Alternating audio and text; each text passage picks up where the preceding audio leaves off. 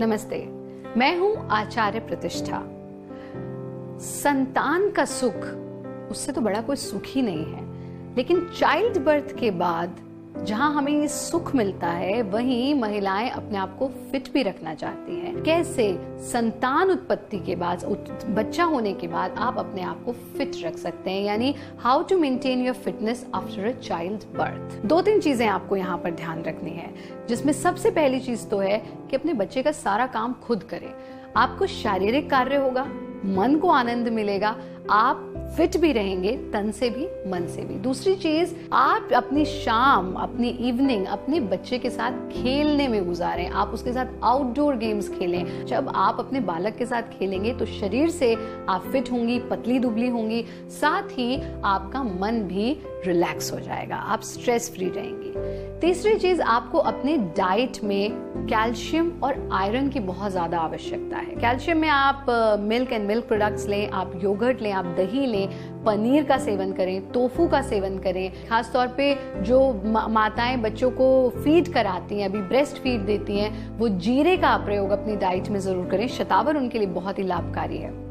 दूसरी चीज जिसकी आपको बहुत ज्यादा आवश्यकता है वो है आयरन। आपको आयरन रिच फूड्स लेने हैं, जिसमें पालक है, टेम्पे, टोफू, ब्राउन राइस हैं, ओट मील्स हैं, इनका आप नियमित रूप से सेवन करें। और आपको करना है व्याघ्रासन का अभ्यास, चक्रपाद का अभ्यास। व्याघ्र का अभ्यास, व्याघ्र का जो नाम है वही है टाइगर, तो आप टाइगर की तरह एकदम स्लिम ट्रिम और एक्टिव हो जाते हैं यदि आप व्याघ्रासन का अभ्यास करते हैं। इसीलिए कहा जाता है यथा नाम तथा गुणा, जैसा नाम वैसा ही उसका गुण।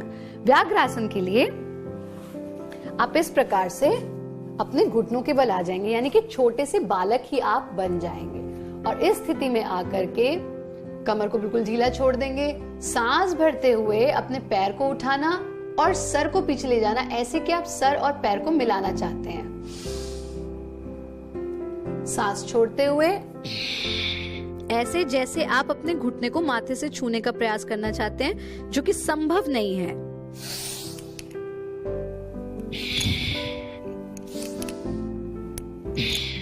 कम से कम 10 बार दाएं पैर से करने के बाद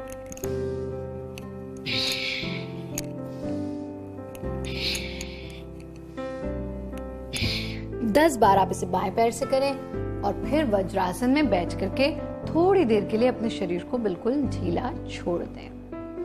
व्याघ्रासन के अगर आप 10-10 राउंड्स भी दोनों पैरों से लेते हैं तो आप देखेंगे कि आपके हिप्स पर से, आपके लोअर एब्डोमेन से, आपके जो बॉडी के साइड्स हैं वहां पर से चर्बी घटनी शुरू हो जाएगी और आप स्वस्थ होते चले जाएंगे।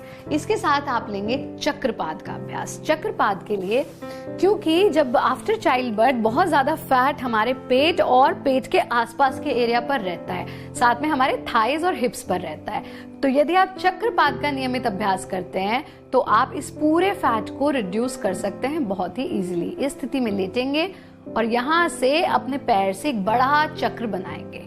ये देखिए कि आपका जो पैर है वो जमीन को टच नहीं करेगा। जो पैर मूवमेंट में है, जैसे मेरा इस वक्त राइट पैर मूवमेंट में है, तो वो जमीन को टच नहीं करेगा। 10 बार क्लॉकवाइज करने के बाद 10 बार आप इसे एंटी क्लॉकवाइज मूवमेंट देंगे और फिर शरीर को ढीला छोड़ देंगे। इसी तरह से 10 बार क्लॉकवाइज और एंटी क्लॉकवाइज दाएं पैर से करने के बाद आप बाएं पैर से मूवमेंट देंगे।